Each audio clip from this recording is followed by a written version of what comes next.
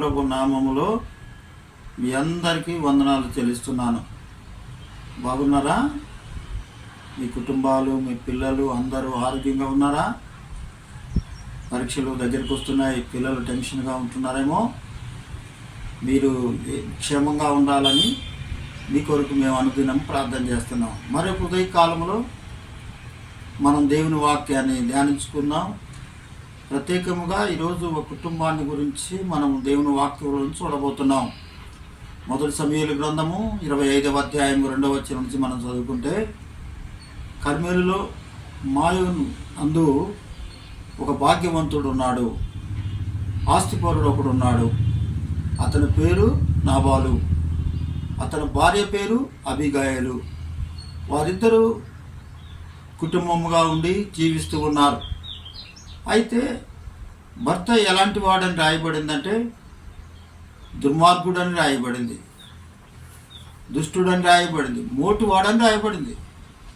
అయినప్పటికీ భార్య జ్ఞానవంతురాలు, సుబుద్ధి కలిగిన స్త్రీ. అయితే కొన్ని సందర్భాల్లో చాలామంది జీవితాలు భర్త మంచోడు కాదని, తాగుబోతని, తిరుగుబోతని, మాకు అక్కర్లేదని చాలామంది దినాల్లో భర్తకు విడాకులు ఇచ్చే పరిస్థితులు కూడా ఉన్నాయి. భర్తను విడిచిపెట్టే రోజులు ఉన్నాయి.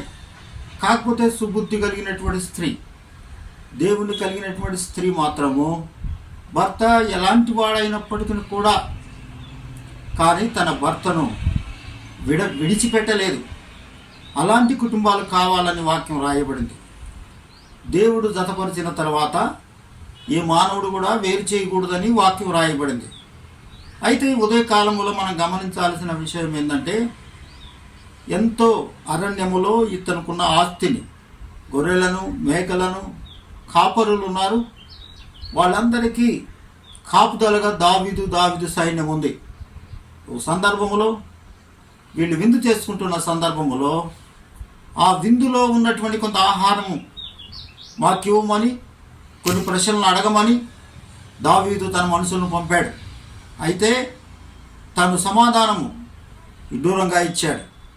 దావీదెవడు, యెషయా కుమారుడెవడు, అరణ్యంలో పారిపోయిన అందరికీ నా ఆస్తిని పంచిపెట్టాలా అన్నంతగా ఈయన మాట్లాడినట్టుగా దేవుని వాక్యం ఉంది.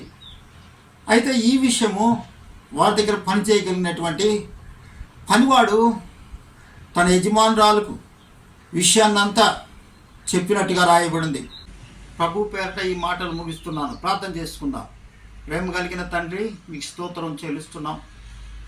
మా దేశంలో ఎన్నో కుటుంబాలు ఎక్కువగా విడిపోతున్నారు. భార్యాభర్తలు సరైన అవగాహన లేక, మీ గురించి అర్థం చేసుకోక, మీ పైన ఆధారపడలేక కుటుంబాలు విచ్ఛిన్నమవుతున్నాయి.